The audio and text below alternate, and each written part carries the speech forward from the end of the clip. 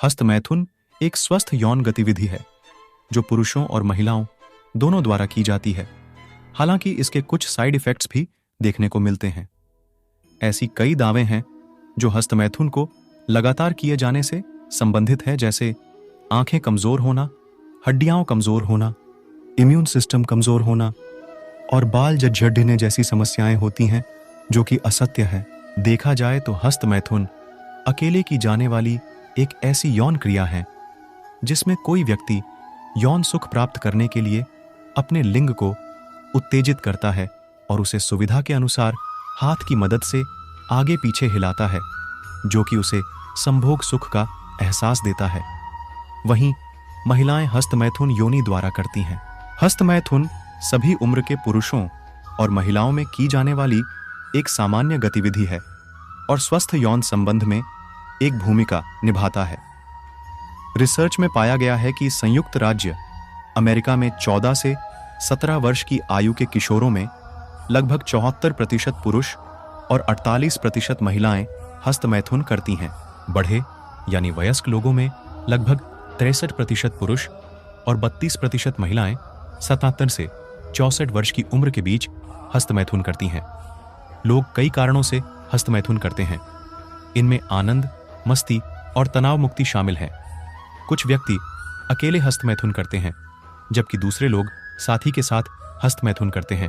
हस्तमैथुन के बारे में कई मिथक हैं। भले ही इनको लेकर कई वाद विवाद रहे हों, लेकिन यह मिथ बार बार सामने आते रहते हैं। हस्तमैथुन के बारे में ज्यादातर दावे विज्ञान द्वारा मान्यता प्राप्त नहीं हैं। यह दिखाने के लिए अक्सर कोई वैज्ञानिक प्रमाण नहीं है कि हस्तमैथुन से शरीर को कोई नुकसान होता है। हस्तमैथुन से कोई हानि नहीं है। कुछ लोगों को त्वचा रूखी या कोमल महसूस हो सकती है यदि वे बहुत अधिक हस्तमैथुन करते हैं, लेकिन यह स्थिति आमतौर पर कुछ दिनों में ठीक हो जाती है। यदि पुरुष अक्सर कम समय के भीतर हस्तमैथुन करते हैं तो उन्हें लिंग की थोड़ी सूजन का अनुभव हो सकता है, जिसे एडिमा कहा जाता है। यह सूजन आमतौर पर कुछ दिनों के भीतर गायब हो जाती है। कुछ लोग जो इस बात की चिंता करते हैं कि हस्तमैथुन उनके धार्मिक, आध्यात्मिक या सांस्कृतिक विश्वासों को खत्म कर रहा है, वह इसे करने के बाद एक ग्लानि, नीचता या गलत कर्म की भावनाओं का सामना करते हैं। हालांकि हस्तमैथुन अनैतिक या गलत नहीं है और आत्म आनंद शर्मनाक नहीं है। एक दोस्त, हेल्थ केयर प्रोफेशनल या चिकित्सक के साथ इस विषय पर चर्चा करना भावनाओं को बदलने में मदद कर सकता है, जिसे वे हस्तमैथुन से जोड़ते हैं। यदि पुरुषों के पास तेज हस्तमैथुन करने की विधि है जिसमें उनके लिंग पर बहुत अधिक पकड़ शामिल है, तो वे उत्तेजना में कमी का अनुभव कर सकते हैं।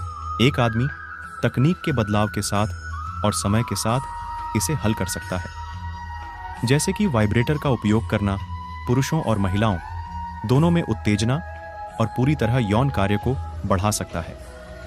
जो महिलाएं वाइब्रेटर का उपयोग करती हैं, उन्होंने यौन क्रिया में सुधार किया है, जबकि पुरुषों ने नपुंसकता में सुधार का अनुभव किया है। निष्कर्ष: यदि कोई सोचता है कि उनके हस्तमैथुन करने से शरीर पर नुकसान हो रहा है, तो उन्हें डॉक्टर या सेक्सोलॉजिस्ट से बात करनी चाहिए।